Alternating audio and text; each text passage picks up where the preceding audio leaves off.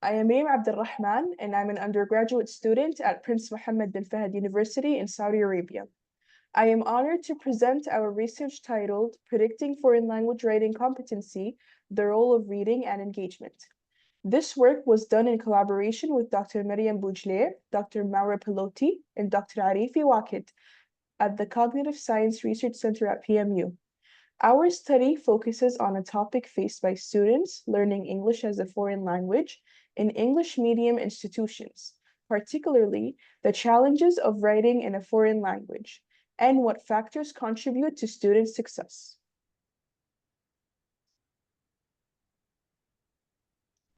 Writing is one of the most essential skills for academic success, yet also one of the most difficult for students learning English as a foreign language or EFL students. Even students who meet language proficiency requirements, such as a modest score of 6 out of a maximum possible score of 9 on the International English Language Testing Systems, or IELTS, often struggle in academic writing tasks. What makes this even more important is the strong relationship between reading and writing. Research has shown a strong correlation between reading and writing, since they both rely on shared processes like inference, organization, and critical thinking. That relationship was a key focus of our study. Another factor we considered was self-efficacy, or how confident students feel in their ability to communicate in English. In the context of writing, high self-efficacy can motivate students to put in more effort, while low self-efficacy may lead to procrastination or disengagement. So even if they have the language skills, their mindset can still affect how well they perform. Our study also looked at course engagement, specifically participation in co-curricular activities. These were voluntary, self-directed tasks related to the writing course, such as practice reading tests and self-assessments. Engagement was measured by the percentage of completed activities. The idea was to explore whether students who put in more effort outside the classroom performed better in writing. Students were given a set of 10 voluntary tasks, and they were encouraged to choose at least 5. These included reading comprehension practice, confidence self-assessment, and other tools that allowed students to reflect on their progress and receive feedback. We found that students who completed more activities generally performed better in writing. The main objective of our study was to examine whether reading comprehension, course engagement, and self-efficacy could predict EFL students' performance in an undergraduate level English writing course. Thus, the research question for our study is whether these 3 factors explain why some students succeed in writing while others struggle. We worked with 96 first-year female students, all native Arabic speakers, enrolled in a written communication course. Their English proficiency was confirmed through standardized tests like the IELTS exam. 3 factors were measured: their reading comprehension, measured by the White 3 reading comprehension task; their self-efficacy, measured by how confident they felt using English; and finally, course engagement, measured by how engaged they were in course-related co-curricular tasks.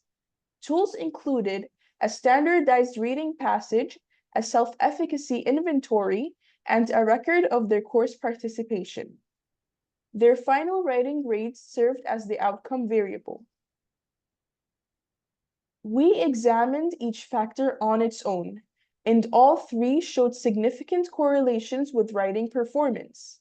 Point by serial correlations were used to assess how strongly each of the 3 variables was related to writing performance.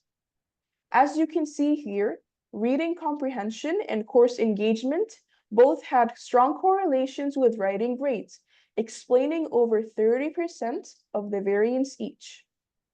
Self-efficacy was also significant but slightly weaker. While all 3 factors individually correlated with performance, This analysis does not tell us how these variables behave together. We explored this through regression analysis. However, when we tested all the variables together in a regression model, only reading comprehension and course engagement remain significant. This tells us that confidence alone, meaning self-efficacy, does not drive writing success when we account for reading comprehension and course engagement. Our findings emphasize the importance of actual effort and ability rather than confidence alone. While self-efficacy is helpful, it was not enough to independently predict success in writing when reading skills and course engagement were accounted for. This suggests that educators can potentially improve writing outcomes by integrating meaningful reading tasks and encouraging student engagement through activities like peer reviews, feedback sessions, or reflective writing. These kinds of tasks create opportunities for students to practice both reading and writing in a supportive, interactive way. Our findings also show the value of early reading assessments. If a student is struggling to read critically, it is likely to affect their writing. These assessments give instructors a clearer point of intervention. As with any study, ours has limitations.